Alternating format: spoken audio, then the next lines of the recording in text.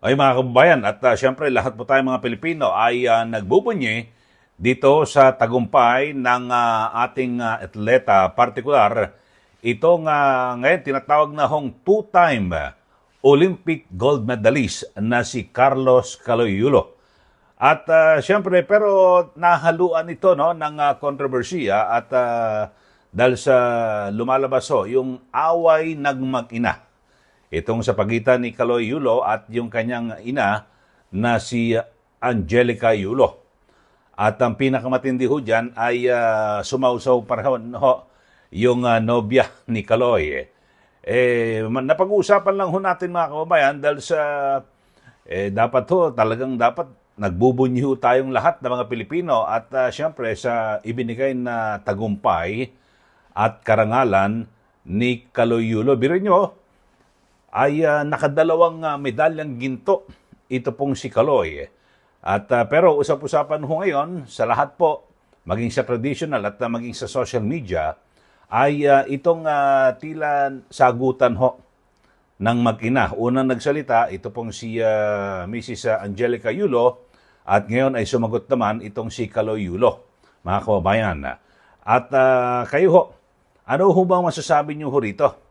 Dito sa away ng mag-ina, mga kababayan. At sabihin natin, masasabi ho nating mali yung naunang mga naging pahayag ng kanyang ina na si Angelica Yulo dahil sa isinapubliko pa ho, di ba? Nag-post pa ho raw sa social media ng kanyang sinasabing tampo sa anak at ngayon ay masasabi natin na mas lalong malaking pagkakamali. Dahil sa sumagot pa itong si Kaloy Yulo at tila lumilitaw ho mga kababayan na kanyang kinakampihan yung kanyang nobya na si Chloe San Jose mga kababayan. At siguro makikita nyo ito sa interview sa kanya mismong pag-post na kung saan ay kanyang sinagot yung kanyang nanay. So eto ho at panoorin ho natin itong naging pahayag at sinasabing paglilinaw ni Kaloy Yulo hinggil sa, alam niyo ho, ito maliwanag ho pinag-aawayan ho rito, sinasabi pera. Ito, kinumpirma na ho mismo ni Kaloy Yulo at yung kanyang mga natatanggap na insentibo at mga iba pang mga kinita sa kanyang pagiging atleta. Ito, panoorin ho natin mga kababayan at mamaya, magbibigay ho tayo ng komentaryo at kayo ho rin ho, yung mga sumusubaybay sa atin, ano po ang inyong masasabi dito ho sa away ng mag-ina? At tama ho ba na makisawsaw yung nobya? Nobya pa lang ho girlfriend, hindi pa ho asawa. Ito, panoorin muna natin itong naging pahayag ni Kaloy Yulo sa kanyang ipinost sa kanyang sariling account mga kababayan sa social media. Ito po si Kaloy Yulo. Yung mga gusto lang po akong i-clarify doon sa mga interviews at mga sagot ng nanay ko po sa mga interviews niya po. Unang-una po yung 70K na incentives po na sinasabi niya from World Championships 2021 po. Unang-una po 2022 po yun. At hindi lang po 70K yung na-receive ko po doon. Alam ko 6 digits po yun. Dahil dalawa po yung nakuha kong medalya. After nun, mga bandang December, umuwi ako sa Pilipinas. Nakikita kami ng mama ko. At hindi niya sa akin sinasabi na na-receive niya na pala yung incentives ko from World Championships. Hindi ko pa po malalaman na na-receive niya na po yung incentives ko kung hindi ko pa po hinanap. Never ko na po na-receive yung incentives ko po na yun. At never ko na rin naman po na hiningi yun sa kanila. Binigay ko na at wala na po yun sa akin. Ang sa akin lang naman, gusto ko malaman kung saan napunta yung incentives ko po na yun. Yung principle po kasi dito wala po sa liit o laki ng amount po na incentives po na ginalaw niya. Kundi po sa pagtago at paggalaw niya nang wala ko pong consent, yung pinapoint ko po sa kanya. At yung about sa red flag daw po si Chloe na sinabi ng mama ko, hinusgahan niya po agad si Chloe sa pananamit at sa pag-akto po niya. Magkaiba po ng kinalakihan. Unang-una, lumaki si Chloe sa Australia at ayun yung nakagisnay niyang culture At ibang-iba po talaga sa Pilipinas kung paano tayo gumalaw, magsalita o manamit po. At yung about po sa yung mauubos po yung anak ko, nasabi po ng mama ko. Unang-una po si Chloe po, may sarili po siyang income. Lahat po ng nakikita niyong gamit o yung pag-travel niya kung saan-saan po. Galing po yun sa pinagpaguran niya po. At bakit naman po ako mauubos? Gaya nga po ng sinabi ko, si Chloe po may sarili po siyang income. And lahat po ng bank account ko po nasa mama ko po. At may mga instances po talaga na si Chloe po yung sumasalo sa akin that time po. Bukod sa incentives po, nasa kanya din kasi yung bank account ko sa monthly allowances sa pag-gymnastics ko. And nung nakuha ko na yung bank account ko po na yun, doon ko po nalaman na inuubos niya po yung laman nun. And nasa akin po yung mga bank statement ng withdrawal po na ginagawa niya po. Sabi niya po nagsimula daw yung hindi namin pagkakaintindihan dahil kay Chloe daw po. Opo, totoo po yun. Dahil ever since unang-una pa lang, ayaw niya na kay Chloe kahit hindi niya pa po nakikita or nakikilala in person. And mas nagkalabuan po kami nung naglagay po ako ng boundaries sa relationship ko. Kasi pinaglaban ko po si Chloe dahil gusto ko po siya. Yung about sa training camp na kinikwento niya na si Chloe dapat wala na daw doon, sabi ng former coach ko pagdating nung dalawang magte-training camp doon. Usually, kapag magte-training camp kami, palaging naka-hotel. And miscommunicated yon na doon pala sila sa akin na mag-i-stay. Hindi rin totoo na pagpunta nila doon, nung dalawang bata, dapat wala na si Chloe kasi sabay-sabay silang pumunta doon. Actually, nagulat pa yung former coach ko kasi nandun si Chloe. Winelcome naman namin sila talaga. Nag-prepare kami para sa kanila. So, hindi ko alam kung bakit ganun yung mga sinasabi niya. At yung sinasabi niya po na yung dalawang bata po dahil si Chloe yan doon, yung nakabalandra daw yung puwet po. Bilang nakakatandang kapatid po, bilang boyfriend ni Chloe po, at bilang ate at kuya po, kami po aalagaan po namin sila. Hindi namin po gagawin yung mga iniisip niya na ganon ang dumi niya mag-isip at hindi appropriate yon para sa akin at disrespectful yon actually sa akin and kay Chloe po. E yung sinasabi niya na so dapat wala daw pong outsider or guest po doon sa apartment ko po. Di din po yung totoo kasi wala naman pong naka-indicate or nakalagay sa contract na bawal yung guest or outsider sa loob po ng apartment po. And actually, invited po si Chloe ng former coach ko from Japan nung SEA Games pa lang po sa Vietnam. So, sinabihan kami na invite mo na lang si Chloe sa Japan and dun kayo mag-hangout. Sabi niya pa na feeling niya daw, nilalayo ako ni Chloe sa kanila. Unang-una po yun, months before nun, kasi uuwi ako parang 3 days yun. Sinabihan ko na sila na mag-i-spend time ako kay Chloe. Nagpunta kami sa Baguio. Sinama ko si Chloe, nag-spend time kami. Nakikipaghalubilo naman po kami, hindi naman ako nilalayo ni Chloe. Actually, pumunta pa kami sa Pangasinan. Like, po kami doon, parang meet and greet. Yeah. Tapos after nun, nagpunta tayo ng Baguio. And then, ikaw pa nga nag-aya na yung sa bike. Because we didn't know what to do after nung kumain. Because they were like, oh, what do we do? I was like, oh, let's go sa Burnham Park. Yeah. So that we can take the little kids to go biking. Yeah. So I'll just attach a screenshot of me saying sorry at that time if they felt left out when we were all hanging out sa Baguio. So you guys can just pause and read. Actually, nagkita po yung mama ko and yung family ni Chloe twice po. And then, yun, nag-usap po sila. In the last resort, my family made a group chat na kasama everybody involved because my family wanted to address kung ano yung issues ni mama towards me. Yeah, kasi marami na siyang pinapost. Yeah, marami na siyang pinapost. And even though my family knew na madami na siyang pinapost, my family still welcomed them, treated them with respect and with no judgment na pinaringgan nila yung side ng mom mo, what she had to say about me and our relationship. And then, after the group chat, she left. Yeah. Your mom left. And wala siyang narinig anything from my family. May recent interview po kayo na kinakongratulate niyo po ako.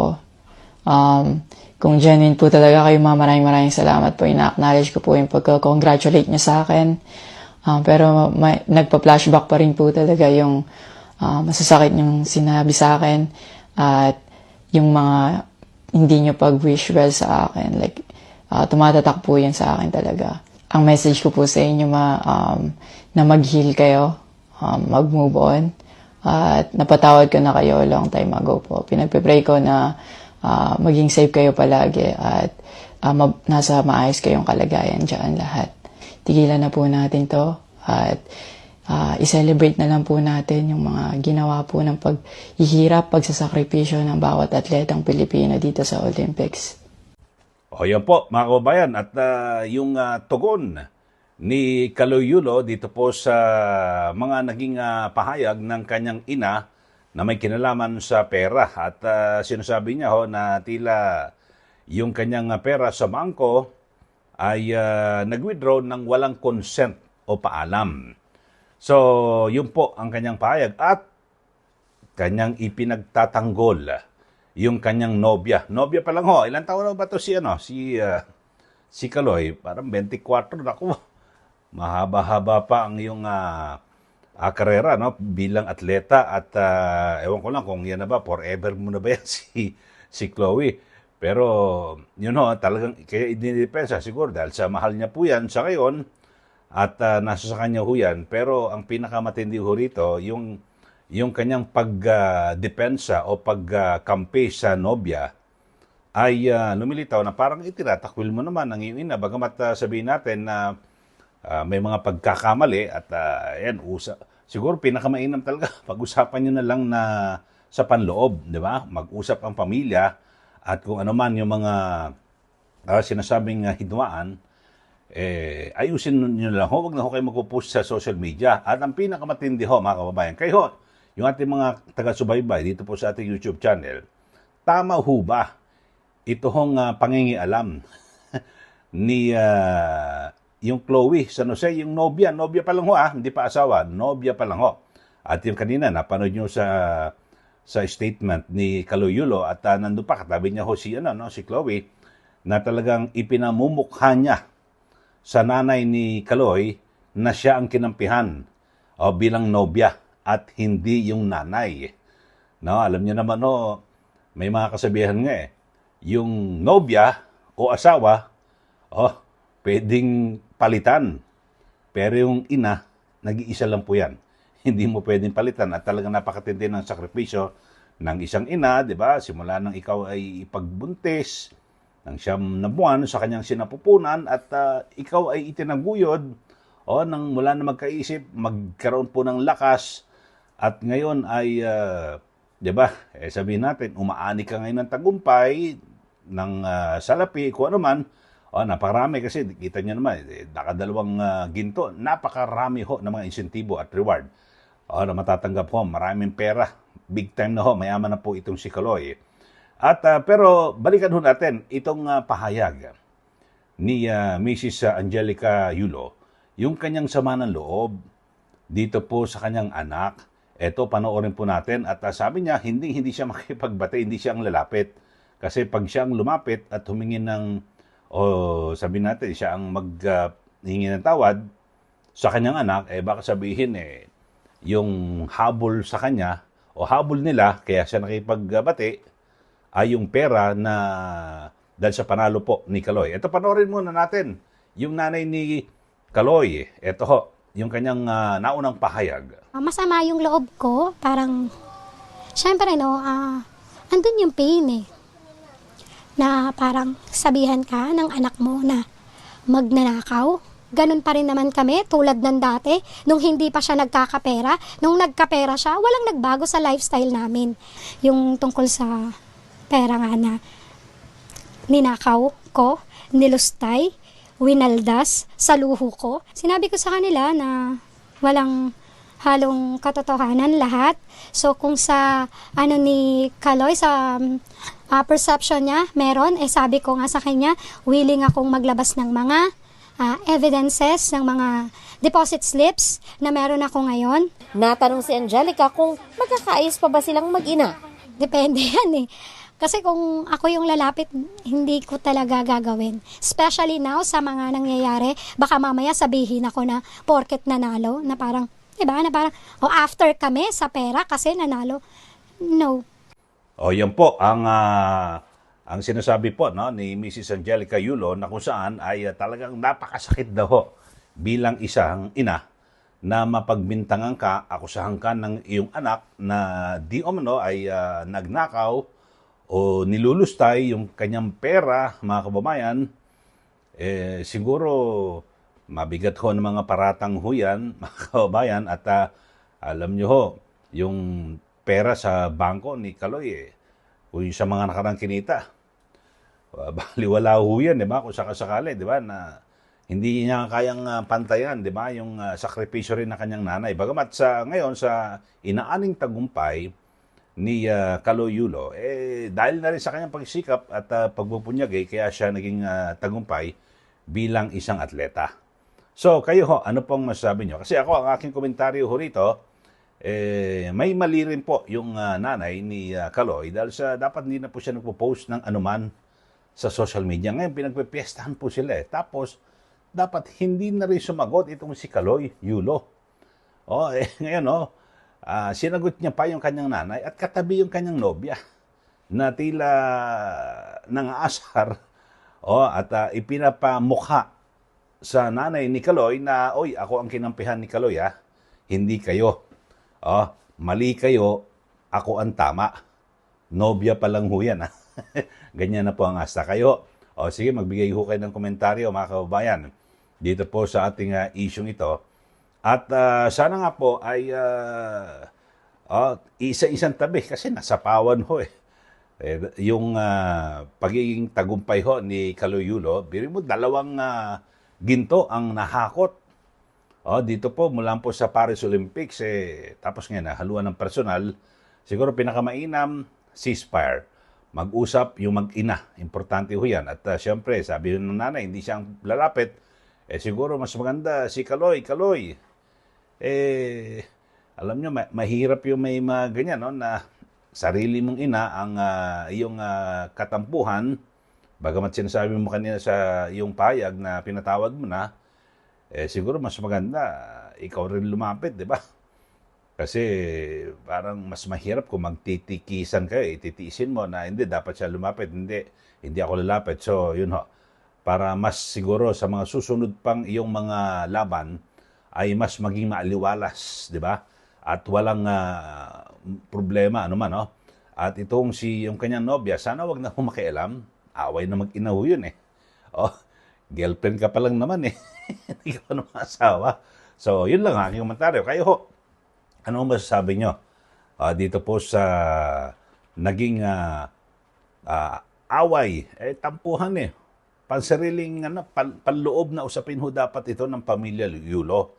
Dapat ho tayo, pero ako bilang isang mamahayag at nagbablog din, hindi naman pwede ho tayong magbigay po ng komentaryo. Bakit ho? Nagsalita po sila sa publiko nagpa-interview po si Mrs. Angelica Yulo at ngayon yung kanyang anak na si Kaloy, naglabas po sa kanyang account, social media account, sinagot yung kanyang ina, punto por punto, at lahat pinapasinungalingan at pinalilitaw na talagang may problema po sila sa pera, sa paghawak ng pera. Ayun po, siguro sana tapusin na po, no? Yung isyong yan. At pinakamainam mo, ako bilang isang Pilipino ay ikinararangal po natin yung pagkakapanalo ni Kaloy Yulo ng 2 medalyang ginto. At talagang napakasarap panoorin na inaawit po yung ating pambansang awit, di ba? Dahil sa nakaginto tayo, 2 beses po yan at sana madagdagan po ng ating mga boksingero na sasalang pa rin diyan po sa Paris Olympics. So, kayo magkomentaryo kayo. At tama lang ba na ang nobya ni Kaloy yung kanyang kinampihan at ipamukha ng kanyang nobya sa kanyang sana'y magiging biyanan na ako ang mas astig. Ako ang kakampihan ni Kaloy. O, sige, bahala ko kaya. Pero sana, pagdating naman ni Kaloy, lahat tayo magbunya at salubungin ho natin itong ating, sabihin natin, bagong bayani na nag-uwi ng karangalan. At siyempre, lahat tayo mga Pilipino ay ipinagbubunyi yung nasabing tagumpay ng ating atleta. At sa mga susunod sana ho ng mga laban ay patuloy na maging makinang yung ating mga atleta sa pagsabak at bilang kinatawan ng ating bansa. Maraming salamat po. Ito po si Ka Eli.